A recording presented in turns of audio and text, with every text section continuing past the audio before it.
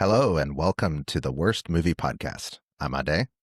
And I'm Aaron, and this is a podcast where we watch some of the worst movies ever made, and we might find something good along the way. Thank you for joining us for episode number 2. We're in September, and the theme for this month is modern messes, and we're watching some of the worst, the most virally bad movies, I guess, that have come out in the last few years. Our goal with this podcast is to watch bad movies that you may have heard of, but probably haven't seen because they've been rated very poorly. And you probably don't know who we are. Aaron, do you want to give a little bit of background on why we're doing this podcast and who we are? We have no credentials and no background in film. We just like to watch movies and talk about them to each other, so we figured we'd do it in podcast form. They're letting anybody get a podcast these days, and we That's are true. the definition of anybody. So hope we can entertain you a little bit along the way and learn about some bad movies. Enjoy.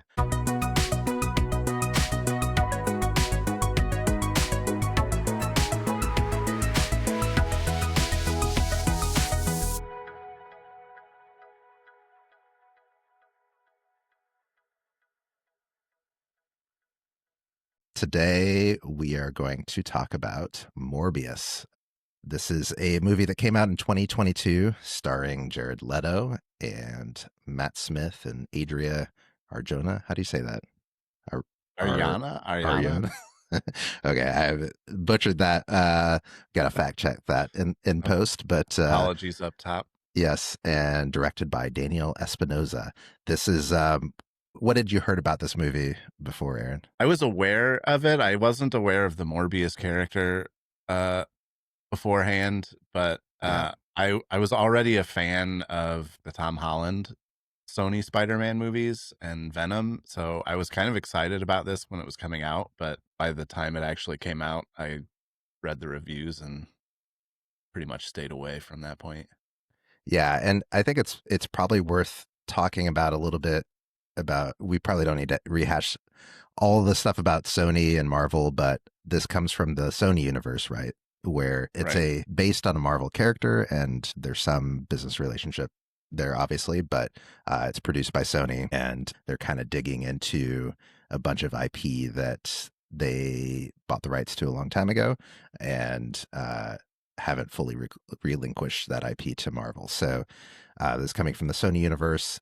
Morbius is streaming on Disney Plus, and for some background, I got a 15% on Rotten Tomatoes, 1.6 rating on Letterboxd. Made 168 million at the worldwide box office, but was considered a bomb. And I think found some life on streaming because everyone was talking about how bad it was. Can you kick us off with a little bit of what's the intro or the synopsis of this movie? The synopsis is biochemist Michael Morbius tries to cure himself of a rare blood disease, but he inadvertently infects himself with a form of vampirism instead. We'll get into all the kind of play-by-play of the movie. At the top, I should let you know, spoiler alert, we're going to spoil the whole movie. It's fine. Probably. If you haven't watched it by now, you probably won't watch it. Maybe you'll watch it after we talk about this, but we'll let you know kind of the highlights of what happens throughout the movie. So we're not going to cover every single scene. I'm going to skip the very first scene because I don't even know why it's there. Maybe we can talk about it later, but let's skip ahead. The movie kind of starts off with the lead characters at a children's hospital in Greece. They both have some weird blood disease that's never fully defined in the movie. But what are your notes about this scene? What can you tell us about this scene? The rare blood disease, they say that something's missing from their DNA like a piece of a puzzle, and until they find it, the only way to stay alive is an oil change 3 times a day. So I guess they have to change their blood Yeah, 3 times a day to stay alive. This scene has Jared Harris as their doctor, Emil Nicholas, who I love Jared Harris as an actor. I think he's good in everything. So I was excited he was in it. I think I first became familiar with him from Mad Men. What do you know him from the most? Mostly Chernobyl, but also Mad yeah, Men. yeah, Yeah. yeah. He's great.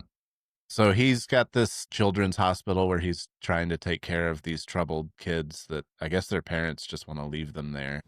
Yeah, it's like a boarding school / hospital. Yeah. And the 2 kids are Michael and Lucien is the new patient, and Michael keeps calling him Milo. Everybody who takes the bed that Lucian is in, he calls Milo. So all of these kids are Milo, and they become, I guess, quick friends. There's also this weird kind of foreshadowing where they see these like street thugs outside Yeah. the hospital, that they're like, oh, you don't go outside because we're the few against the many, we're the Spartans in here. So there's this gang element going on outside It's a really while they're weird there. setup because we first find the thugs, the two main characters, Michael and Milo, are sitting in the in their hospital beds, and this group of thugs is like pointing at the windows, laughing and like Yeah. mimicking the way they want. And it's just like, do they just hang out there all day laughing at the poor sick kids? Like that's They're just in school uniforms, so I am assuming that they're like from a nearby school kids. So there's a day where they're getting their oil change, and Milo's machine breaks for some reason, and he kind of passes out, and Michael freaks out and pops the side off the machine, and there's like fuses inside there, and he realizes one fuse is bad, and he replaces it with a spring from his pen and saves Milo's life. Which the next scene is the doctor Emil is like, it took a team of scientists to build that machine, and you fixed it with a ballpoint pen. So yeah, he must be this gifted child. he's a genius. Yeah, so they Yeah, just sent, it seems like out of nowhere. It just all moves really fast. To me, it yeah, seemed like that was all the same day that Milo first came to the hospital. Like they didn't. it It was did just seem like he like met that. him, and then he saved his life, and then the doctor ships him off somewhere to learn how to become a scientist. Yeah, yeah. So Michael says goodbye to Milo in a note, because I guess they're best friends now. Yeah, They just met, but and Milo loses the note outside the window, like it blows out of an open window, and so he goes out to retrieve his note, and he is assaulted by the street thugs. yeah. So anyway, it's all this it's this backstory that lets us understand that these two characters became lifelong friends when they're in the hospital, and they both have the same disease. And so the Mhm. movie jumps ahead in time to, did you ever catch, is Milo, what does Milo do when he grows up? He seems very rich, and it seems Yeah, like he's funding Dr. Morbius's research, right? yeah, he is funding it, but I don't think they say what he does for a living. The closest thing was at the very beginning, Michael Morbius, Jared Leto, is visiting grown up Milo in his apartment or something, and there's this thug, and he's like, "Where'd you get that guy?" And he says something about winning the thug in a poker game with an unsavory character or something like that. Did you catch that? No, It's I like, missed that. yeah, I don't.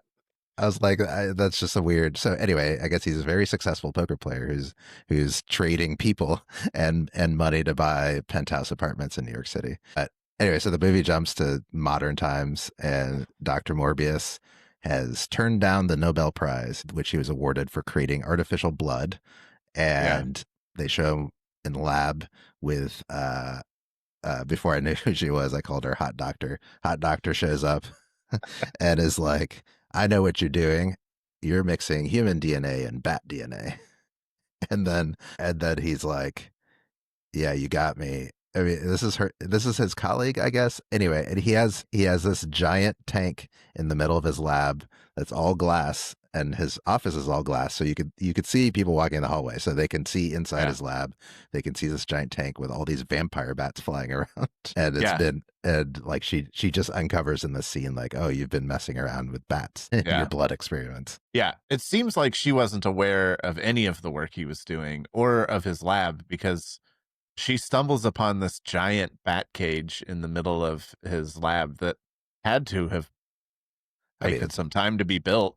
yeah, they show it throughout the movie. It's it's very prominent. I I'm not quite sure what their like work relationship is. Yeah, this is jumping around a little bit. I wasn't sure what the relationship was, period. It seemed like at first Yeah, it seemed like she was his boss. Then it seemed like, I mean, yeah, they worked together at several points at doing sciencey stuff. And then like towards the end of the movie, they kiss in a way that it's like there was no romantic, it seemed like there was no romantic tension or Hmm. relationship there at all.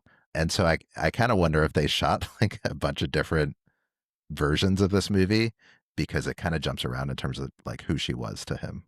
Yeah, that wouldn't surprise me. She kind of is just there to drive the plot along, so she Sure. kind of fits whatever they need her to be, I suppose. Yeah. I like that his passcode that she sussed out was the first 6 digits of pi backwards. That's the say that's the password he uses for everything. Yeah, Which I don't know. Is that just to make him seem smart? But I guess so. because he knows the first 6 digits of pi, but not so smart that he like has a better password. Yeah. He hasn't figured out cybersecurity, Right. but he's a brainy doctor who knows the first 6 digits. Did you also catch why he turned down the Nobel Prize? Yeah, he said it was because he couldn't accept an award for something he discovered on accident. So it sounds like he was trying to cure his own disease and by chance created artificial blood, which turned out to be a useful life-saving product, but he didn't complete his goal of curing his own disease, so he didn't want the prize. I mean, it just seemed like a weird plot point. The first, I mean, I don't know a lot about science, but aren't some of our best scientific inventions things that people found by accident? Wasn't Yeah. penicillin discovered by accident? And Yeah, it feels like it happens all the time. right, It's kind of weird. Like, I couldn't understand what character they were trying to give him. Like, is he this humble doctor right. or is he creepy, like Yeah, spooky doctor? he looks like a vampire from the start. He has like just all Yeah. black and sunken face and all that. And I know he's supposed to be sickly, but yeah, the Yeah. tone was really all over the place in the first 10-15 minutes of this movie. Yeah. I agree. So they try to give us all this backstory that doesn't make a lot of sense, but you can pretty much movie like really starts maybe I don't know 15 minutes in when they are in international waters. So he's discovered that one of his bat human DNA combination serums works in mice, and there's a little bit of exposition to say he's going to progress towards human trials, but he has to do it in international waters because it hasn't been approved by the FDA or any of the authorities. So maybe take us to that scene and what happens to kind of set that up.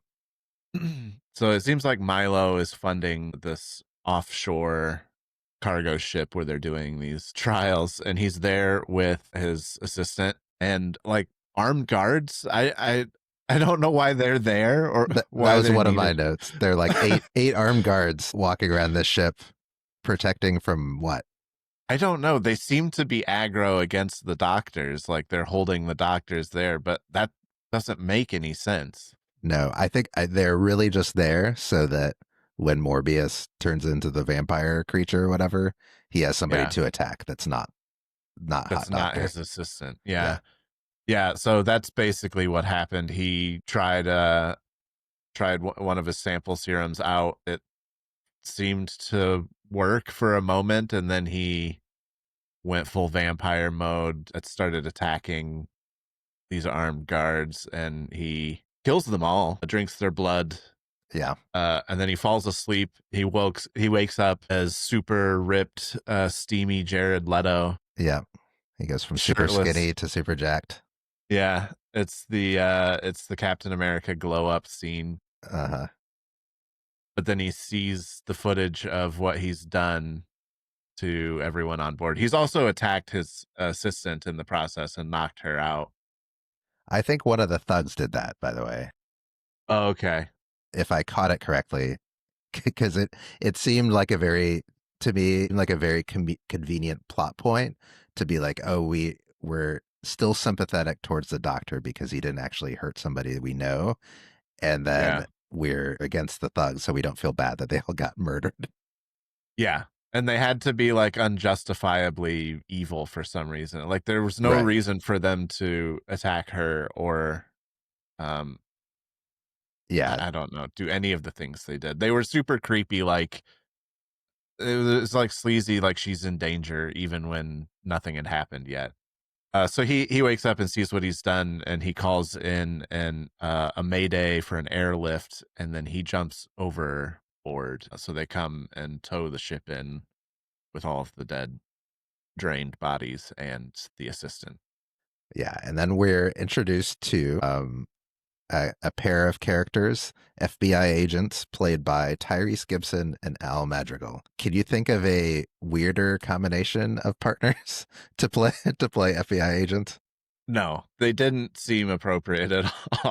They played their parts very. I mean, as you can imagine, if you've seen either of them before, Tyrese Gibson was just very like trying to act macho and monotone. Cool. Yeah, trying to act super cool. And Al Madrigal was just this like happy, cheerful comedian guy.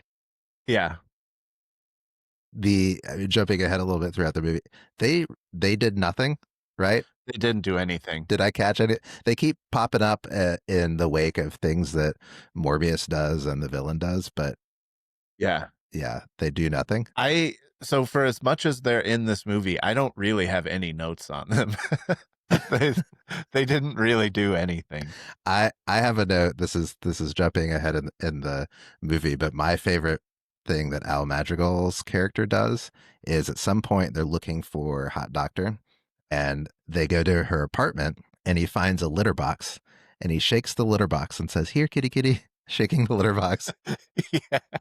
And then he's like, "Cat's not here. She must be gone too." And I was Yeah. like, "Who? You've never owned a cat. Nobody who wrote this movie has ever owned a cat. What cat has come reliably when you say 'here, kitty, kitty'? But what cat has come at all when you shake the litter box?"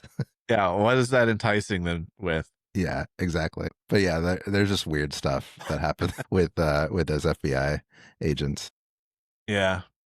We get a sequence where he's kind of discovering his powers here too, where he's learning about his strength. And so we get that sequence after the international waters scene.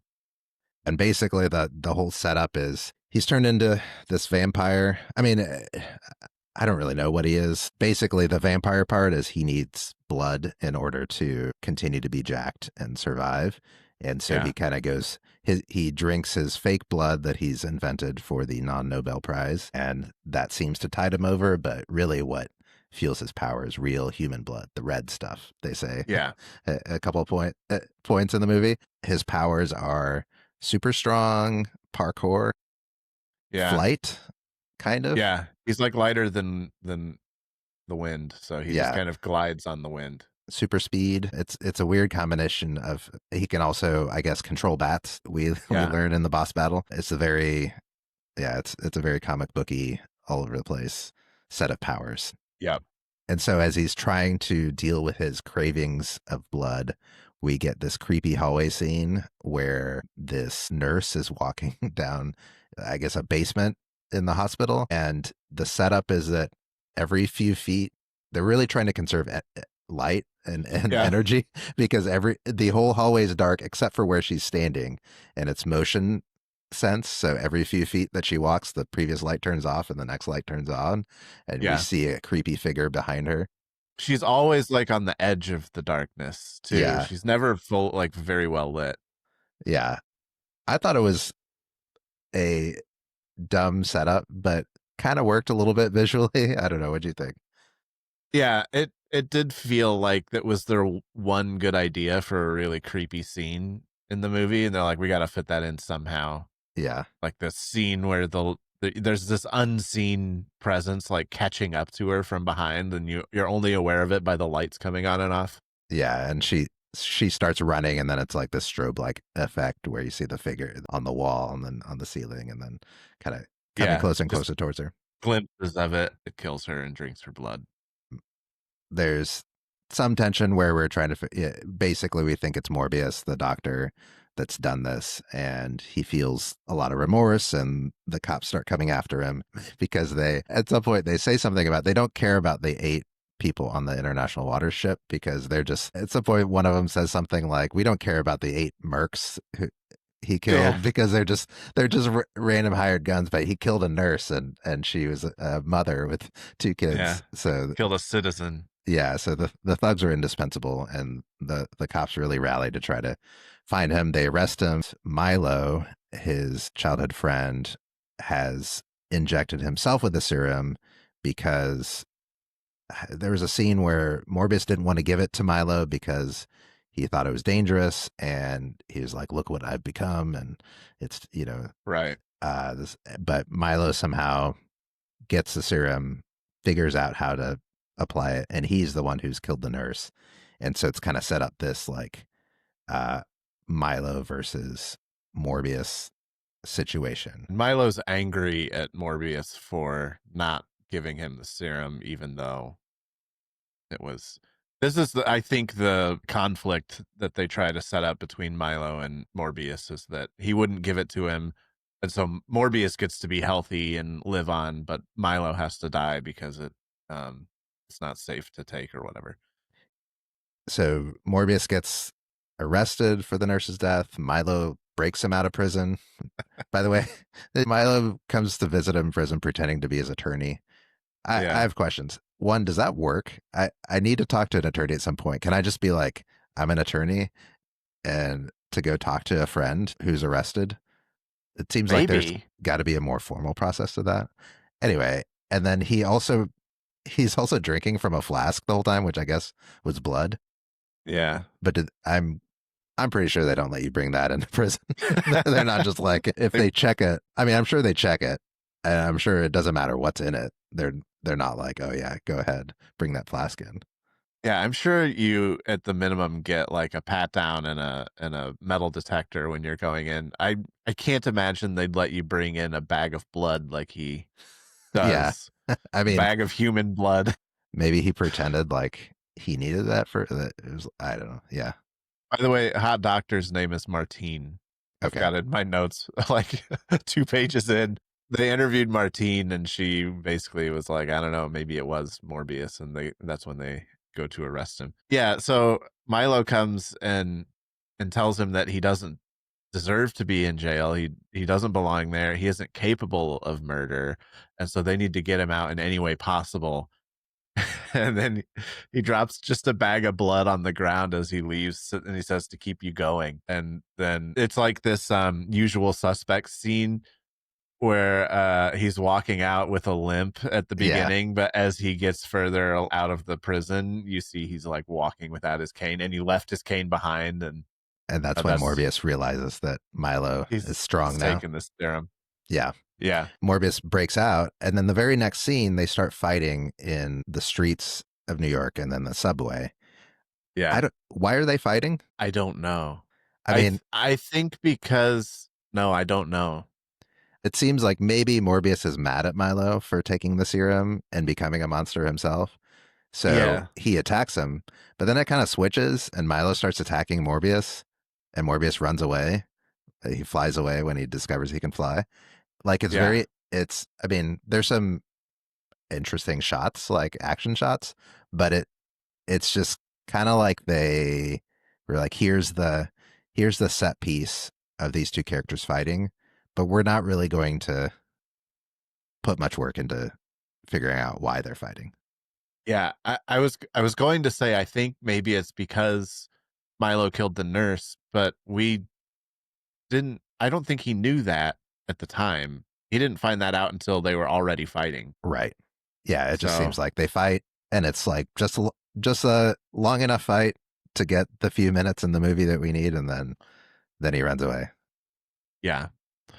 And Morbius flies away, and he jumps on a bus that Martine is also riding. That takes us to they're talking in a coffee shop, and these counterfeiters happen to walk into the coffee shop, and Morbius spots them, follows them to their underground counterfeiting lab, and he Oh, he has steals. super hearing, by the way. He has super Oh yeah, that's hearing. another superpower. He follows them with a super hearing and goes down and steals the lab from these counterfeiters and turns this counterfeiting operation into a DNA sequencing lab. Do Yeah. you? I know we're neither of us are scientists, but do you think? What do you think the overlap of equipment is for counterfeiting and DNA sequencing? I don't know. I just loved the scene of him like fixing up all of this left behind random equipment to make it like spin blood vials and stuff. Yeah, It he breaks was down a printer and makes it in. I mean, I guess he is the guy who, as a 10-year-old or whatever, fixed that machine that it took a team of scientists, and he fixed it with a pen. So maybe maybe that was the Yeah. setup we needed to believe this scene. Yeah, he basically makes a medical grade lab out of what looks like a printer and some counterfeiters equipment in an abandoned mall. Yeah. Yeah, and so he starts working in this lab with a hot doctor. I forgot her name already.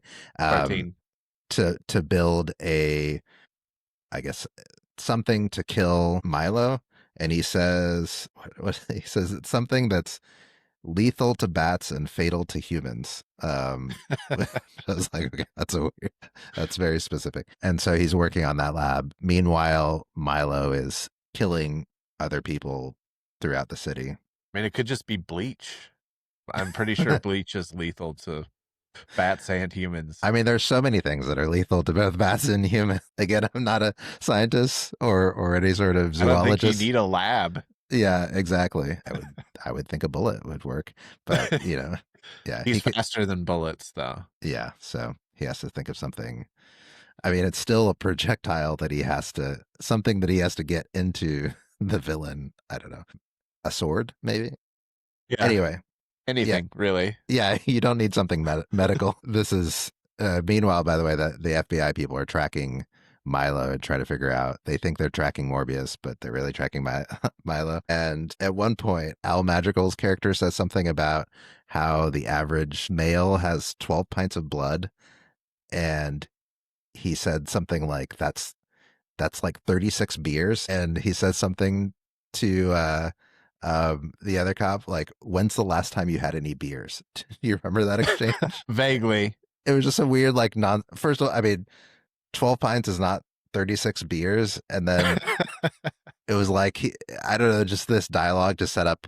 I don't know if it's just ad-libbed or whatever. When's the last time you had any beers? Like the cop's sober, and what does that have to do with the story anyway? They really needed some dialogue to fluff out the runtime. Yeah, yeah, exactly. That's kind of what it seemed like. So, yeah, there are a bunch of different scenes like Milo and the their their doctor. Like Milo nearly kills the doctor, right? Attacks him, yeah.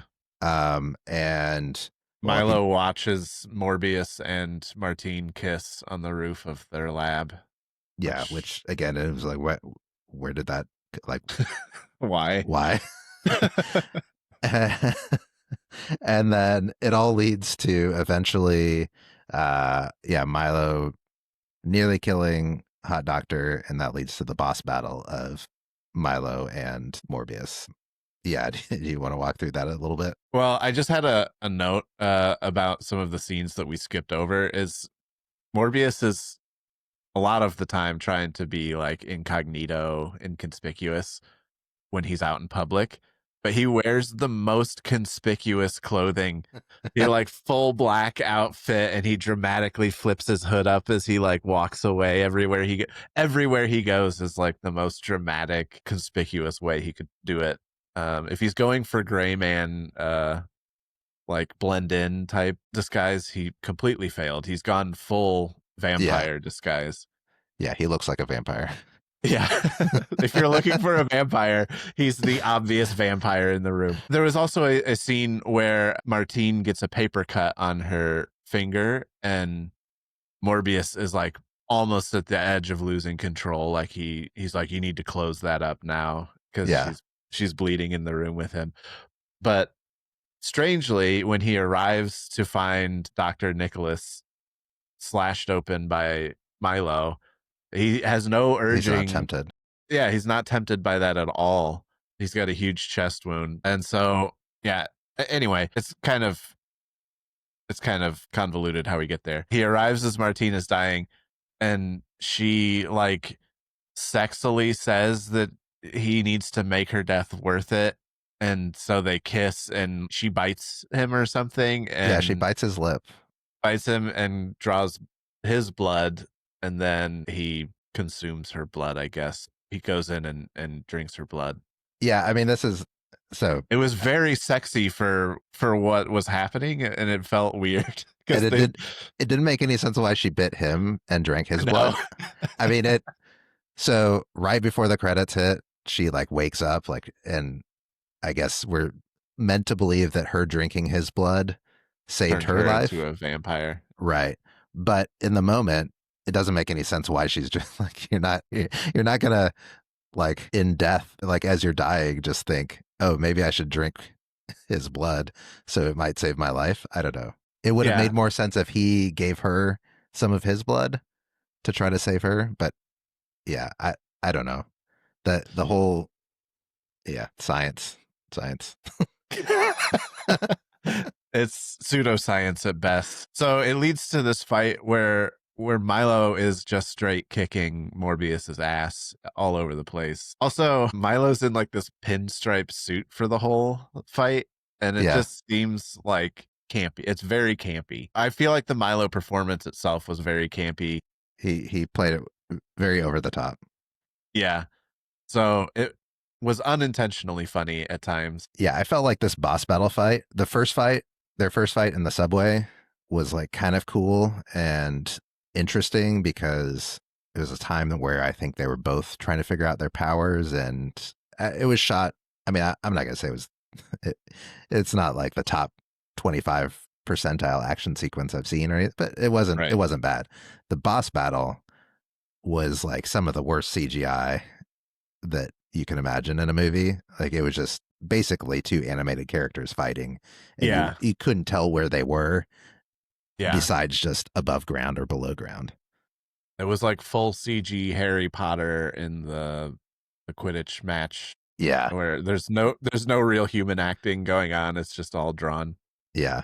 And then what did you think about the finale of the boss battle? How he finally He summons stops the get bats. yeah, He summons the power of the bats and directs them towards Milo, and they pin him down. I guess they start ripping at him, and that gives him the edge that he needs to go deliver the poison serum and kill Milo. do you think these are the vampire bats from the lab, or are these just bats from all around the city? I have no idea. They just seem to come out of the ground. So I don't know that they were his lab bats.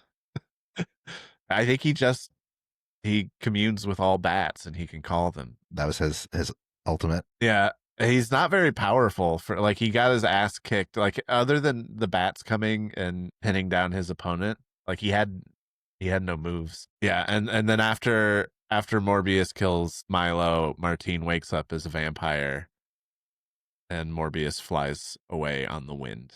Yeah.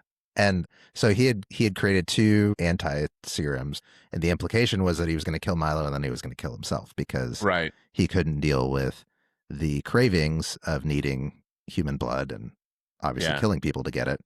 But he doesn't kill himself at the end. And they don't really explain that. Did you catch anything about that, or what do you No, think? I think he just decides he's gonna just kill bad guys and that's justifiable. So Yeah, I don't I know. guess. They don't explain his character very well or his motivations. We do get a little bonus scene right at the end where there's a multiverse ripple in the sky and Michael Keaton as Vulture appears in a jail cell. He appears in jail Right. and they are like, "Who are you? You don't belong here," because he's not in his own universe, and so they release him from jail, and so now Vulture is in just a little MCU Sony crossover, I guess, but Yeah. it ultimately doesn't lead anywhere, as far as I know. And then there's the post credits scene where Morbius goes out to meet Vulture in the desert or something, and he's like, "We should team up." And Morbius says, "Sounds interesting." Do you care about that stuff at all? I was No. just, I was just like, I mean, I watch a decent number of the Marvel movies. I kind of vaguely knew who Michael Keaton's character was, but I had to look it up and be like, okay, these two in the comics are part of the Sinister Six against Spider-Man and all that. But it was just like, at this point, I'm just like, I don't give a shit about any of Yeah. this, like, you know, teasing towards future movies that are going to come out 5 years from now or whatever. Yeah. I was interested when it seemed like we might get Venom and Spider-Man crossover into the MCU. but like I could not care less about Vulture and Morbius teaming up. Right. And this wasn't the movie to get you all jazzed up about No. what's going to happen. This was kind of when peak comic book movie fatigue was onsetting for me, I Right. think. Yeah, we're still probably there, but yeah, this Yeah. was trying to follow that template that MCU set a decade ago and more to try to get us excited about the next movies. Yeah. So anyway, that's the movie. Anything that we missed from the movie before we get into kind of analysis, I guess. I loved Jared Leto's pseudoscience exposition at the beginning when he was explaining how he was going to mix bat DNA with human DNA and how they produce this enzyme. And so he's got to drink the blood or whatever. But he delivers it so seriously about how it's the next step of evolution and all this stuff that it was so unintentionally funny. I feel like he's trying really hard to be mysterious in this movie, and it's just It didn't work for humorous you. most of the time. Yeah. Yeah. What about you? I'm looking through my notes. I wrote down who feeds the lab bats? They're just flying around in that tank for I guess several. I can't remember how long this movie what period of time this movie spans. It's at least several days, if not a few weeks. But we see Right. various points. He breaks back into the lab and so on and They're so forth. And constantly flying. yeah, they're just flying around like at this, whipping around, and it's just this glass tank. There's no vegetation, no water, no food, and Yeah. those vampire bats are very active. It's got to be expensive to get him all those mosquitoes and Yeah, and crickets. yeah, we don't see. I mean, I guess like in many movies, we don't really see the whole staff of this lab. We just see Morbius and Hot Doctor. There's got to be some intern somewhere that's collecting insects and feeding them. There must be. What hot takes do you have about this movie? I don't know that I have any hot takes. I just couldn't get past why Milo was the villain. Like, what were his motivations for Right. for behaving the way he behaved? I don't know why they were fighting. They were lifelong best friends, and something happened to make them want to kill each other. I don't get it. Yeah, that was probably my biggest problem with the movie. It made sense why Milo wanted the Right. serum to turn him into a vampire. It made sense why Morbius didn't want him to have it because he felt like it was Yeah. dangerous and he didn't want to deal with, he didn't want his friend to deal with having to need human blood. But yeah, it Yeah. didn't seem to make sense why, like, especially since they're lifelong friends, I would have just sat down and say, okay, let's talk this through and figure Yeah. out how we're going to compromise or move forward with us both being vampires. Or I develop guess, a new serum that yeah, doesn't do this. exactly. Yeah, just you could work on it a little bit. Yeah, it didn't have to escalate so quickly. So, would you imagine you were that character? Would you drink the serum? Milo? Yeah, If I yeah, was Milo? or Morbius or whatever. If I was Morbius, definitely. The first time, you don't know what it's going to do. After I already knew what it did, I think I would still, if I'm Milo, I think I would still do it. It's like either that or die, I guess. Yeah, And like, I would take it. and it seems like you'd be able to figure out. They never even once tried like pig's blood. It was like they were just like artificial blood or human blood, Yeah. and He just says it like that he has an undeniable craving for human blood specifically. Like, how do you know that it's human blood that you want so badly? can you just like go try apes or monkeys and see if like that's close enough? Yeah. Like it doesn't have to go that far, I guess. You And can get blood if you want blood. It doesn't have to be human. I mean, you can actually get human blood too. Can't you just like start robbing blood banks? You don't have to kill people. Also true. Yeah, I don't know. I mean, I don't know all the places where you can get blood, but yeah, it seems like and yeah, you're super rich. You could just start your own blood bank and be like, I'll pay everybody. I'll pay you $1,000 for each pint of blood. Yeah, I'm sure Milo could set up some sort of foundation for donating blood to. Yeah.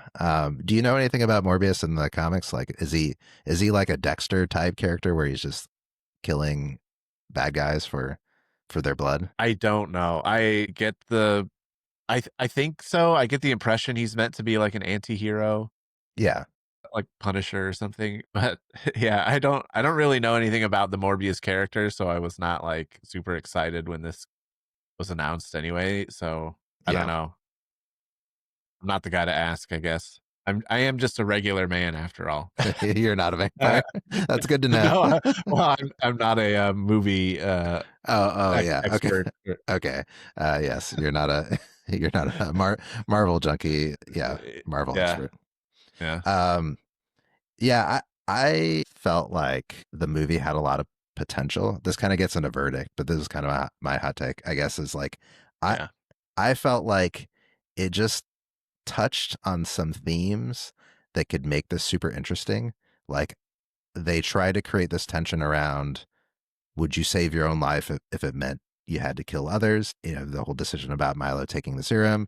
Would you kill yourself, you know, and drink the anti serum if, you know, to save others? And then just that, yeah, I guess some of the things that Morbius was wrestling with, it seemed like it could have been a really interesting movie. The whole Jekyll Hyde type yeah. situation that he was in where he kept transforming. And yeah, it just like I kind of felt like if they did like 10 minutes of reshoots and edits, it could have actually been not a great movie, but like a mediocre movie. Yeah, if they had just committed to any one of those questions and, like, explored it, it would Right. have been a better movie than what you got. Yeah. I felt like it was just so close, so close. Yeah. So I guess that, I mean, what did you, what's your verdict that gets into what did you think of the movie?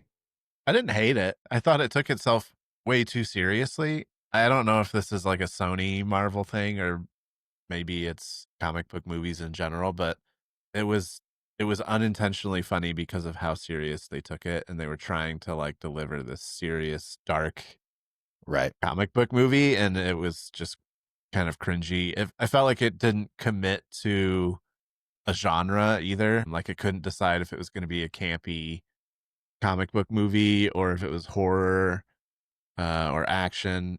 I know that a lot of people had issues with the CG, but I thought it was fine. Like I thought that the look of the movie overall was good. Like Yeah. I liked the Yeah. I thought it was solid. visuals vibe, but yeah, the plot was definitely thin.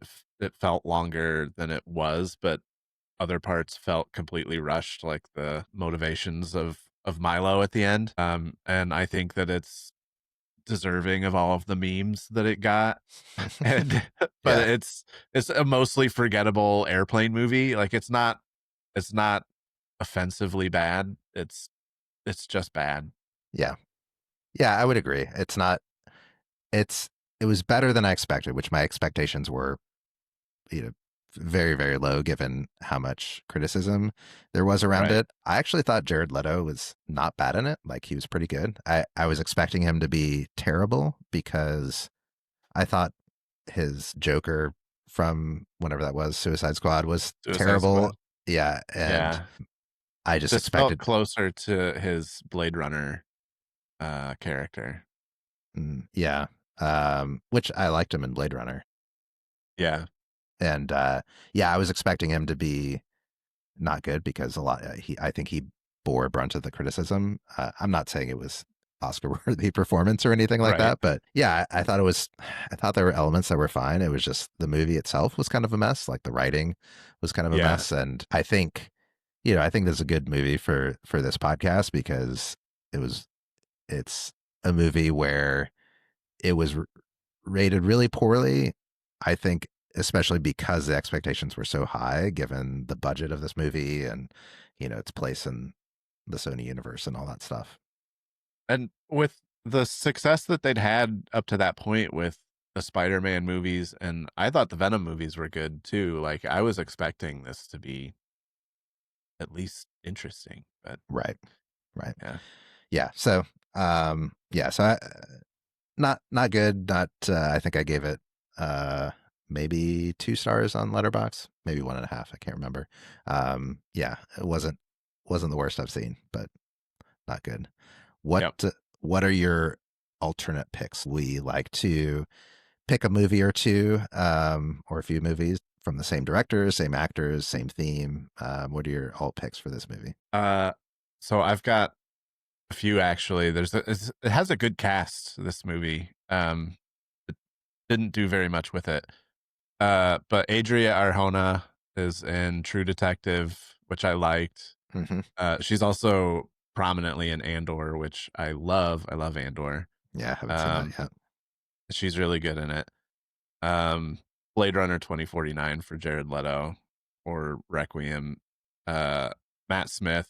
I'm not a Doctor Who person, but if you like Matt Smith, watch Doctor Who, I guess. Yeah. Or The Crown. He was in the later seasons of The Crown. And then Jared Harris, I think, is my favorite actor in this, and he was in Chernobyl, Mad Men, Man from Uncle, which I think still deserves a sequel. Yeah, those are my alt picks. Yeah, that's a good list. I didn't have much else that wasn't on your list, but yeah, specifically Jared Leto Requiem for a Dream is one of my all time favorite movies. So, and also shout out to Fight Club, another one of my all time favorite movies. So, I think that's all that I can say about Morbius. Anything else you've got? That's it. All right, I'm Ade. I'm Aaron. Thanks for listening to the Worst Movie Podcast.